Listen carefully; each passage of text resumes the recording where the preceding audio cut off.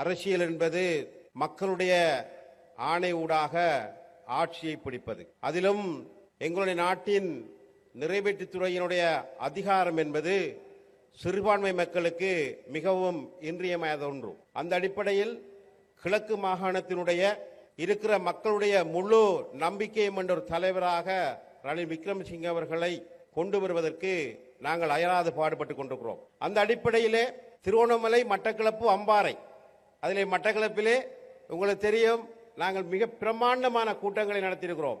15,000, 8,000, 10,000 என்கிற தொகையிலே மிகப்பெரிய சனங்களோடு கூட்டங்கள் நடத்தினோம்.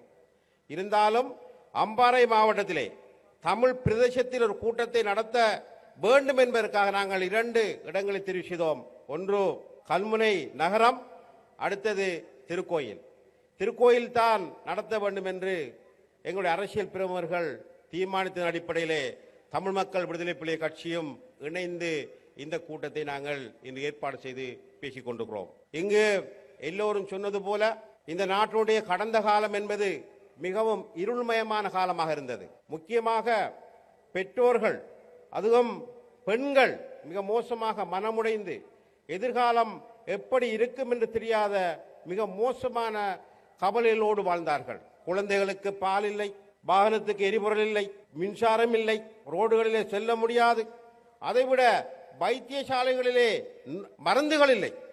வைத்தியர்கள் நம்பிக்கை இல்லாமல் வெளியேறினார்கள். எங்கு பார்த்தாலும் அவலங்களும் உகலங்களும் இருந்தது.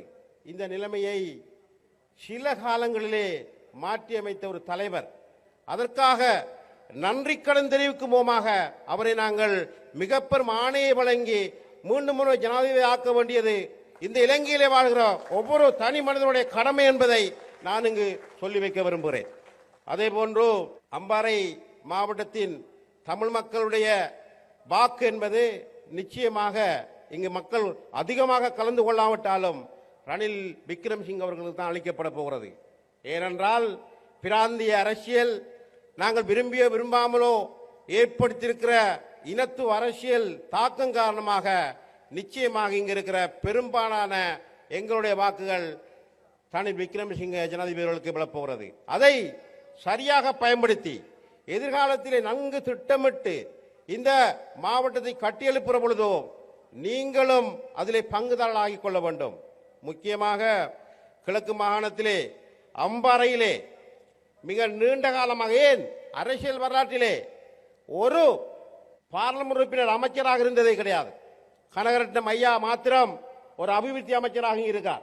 ஆனால் மட்டக்களப்பிலே 2-3 அமைச்சர்கள், ஏன் இந்த அரசாங்கத்துக்கு கூட கௌரவ ஜனாதிபதி அவர்கள் மட்டக்களப்பிலே 2 ராஜாங்க அமைச்சர்கள், அண்மையிலே இன்னும் ஒரு அமைச்சரை நியமித்திருக்கிறார். அதைவிட கிழக்கு மாகாணத்துக்கு ஒரு ஆளுநரை கூட நியமித்தார். அவரும் உங்களோடு கலந்து பேசி உரையாடக்கூடிய வாய்ப்பை உருவாக்கி கொடுத்தார். அது மாத்திரமல்ல, மிக நீண்ட காலமாக புரையோடி போயிருந்த அவருடைய அனுபவத்திலே கண்ட இந்த அரசியல் குளறுபடிகள், யுத்தங்களை தாண்டி இப்பொழுது இந்த பிரச்சனை எப்படி முடிவுறுத்தி நாட்டை பொருளாதாரத்தில் உயர்த்த வேண்டும், பிராந்திய வல்லரசுகளின் ஆதிக்க போட்டியிலே உலகத்திலே எங்கள் நாட்டை மீட்டெடுக்க வேண்டும் என்று உள்ளக பிரச்சனைகளையும் முடிவுறுத்த எண்ணுகிறார். அனைத்து அரசியல் தலைவர்களையும் அரசியல் சக்திகளையும் பேசி முடியுமானவரை விரைவாக மாகாண சபை தேர்தல் நடத்தி அதிகாரங்களை பங்கிட வேண்டும் என்று சொல்லியிருக்கிறார். அதேபோன்று மிக அண்மையிலே காணி சீர்திருத்தம் சம்பந்தமாக சட்டமூலத்தை கூட கொண்டு வந்திருக்கிறார். ஆகையால் நாங்கள் நம்புகிறோம், மிக விரைவாக அவர் வெற்றி பெற்ற கையோடு மாகாண சபைகள், பார்லமெண்டங்கள் இடம்பெறும். அதிலேயும் அம்பாறை மாவட்ட மக்கள் மிக கவனமாக உங்களுடைய வாக்குகளை பயன்படுத்திக் கொள்ள வேண்டும். எனக்கு இங்கு தனிப்பட்ட அரசியல் நோக்கங்கள் கிடையாது. அம்பாறை மாவட்டத்திலே சாகாமத்துக்கு சென்றால் தண்ணி இல்லை. திருக்கோயில் கல்வி நிலையம், நாங்கள் முதலமைச்சராக இருந்தபொழுது உருவாக்கப்பட்ட கல்வி நிலையம், இன்னமும் அதற்கான கட்டடம் ஒன்று பூர்த்தி செய்யப்படவில்லை. இன்னமும் பல இடங்களில் மின்சார பிரச்சனை இருக்கிறது. இளைஞர் யுவதிகளுக்கு நம்பிக்கை இனங்கள் இருக்கிறது. திருக்கோயில் கடற்கரை இன்னமும் இடிபட்டு கொண்டிருக்கிறது. சில கிராமப்புற வைத்தியசாலைகளுக்கு இன்னமும் பிரச்சனை தீராவண்ணம் இருக்கிறது. இப்படி பல பிரச்சனையோடு வாழுகிற மக்களுக்கு இன்னமும் யாழ்ப்பாணத்தில் இருந்து சொல்லுகிற விடயங்களை கேட்டு முடிவெடுத்து அழிவுக்கு செல்ல போகிறோமா, அல்லது இன்று போல் சந்திரகாந்தன் அவர்களும் அம்பாறை சந்திரகாந்தன் அவர்களும் மட்டக்களப்பு சந்திரகாந்தன் அவர்களும் இங்க இருக்கிற ஐக்கிய தேசிய கட்சி உறுப்பினர்களும் ஏனைய முன்னாள் உறுப்பினர்களும் இணைந்து நாங்கள் ஒன்றாக கிழக்கு மாகாணத்தின் அதிகாரத்தையும் ஏன் இந்த ஜனாதிபதியோடு சேர்ந்து அடுத்த பாராளுமன்றத்திலே போட்டி போட்டு ஏன் தமிழ் அமைச்சரை நாங்கள் அம்பாரில் பெற்றுக் கொள்ள முடியாது? ஆகையால் அந்த இடத்துக்கு செல்வதற்கு நாங்கள் சிந்திக்க வேண்டும். இல்லையேல் இந்த நாடு சுதந்திரம் அடைந்த காலம் தொட்டு இன்று வரைக்கும் பிரிவினவாதத்தையும் தமிழர்கள் என்று சொல்லி தங்களுடைய பிள்ளைகளையும் வாழ வைத்து இன்றும் வடபகுதியிலே பிரிந்து உடைந்து எந்த தலைவனுக்கு வாக்களிப்பது என்று சொல்ல வெளிப்படையாக பேச முடியாத நிலைமைகள் இல்லாமல் நேர்த்தியாக மக்களுக்கு சரியான செய்திகளை சொல்லக்கூடிய கட்டமைப்பு உருவாக்க வேண்டும் என்பதுதான் எங்களுடைய எதிர்பார்ப்பு. அந்த கட்டமைப்பை உருவாக்கி தர வேண்டிய அதிகாரத்தை வழங்க வேண்டிய பொறுப்பின் முதல் கட்டமாக நிறைவேற்றுத்துறை ஜனாதிபதியாக ரணில் விக்ரமசிங்க அவர்களை கட்டாயமாக நாங்கள் கொண்டு வர வேண்டிய கடமையில் நாங்கள் இருக்கிறோம். ஆகையால் தான் கிழக்கு மாகாணம் புல்லாகவும் நாங்கள் பிரச்சார கூட்டங்களில் ஈடுபட்டிருக்கிறோம்.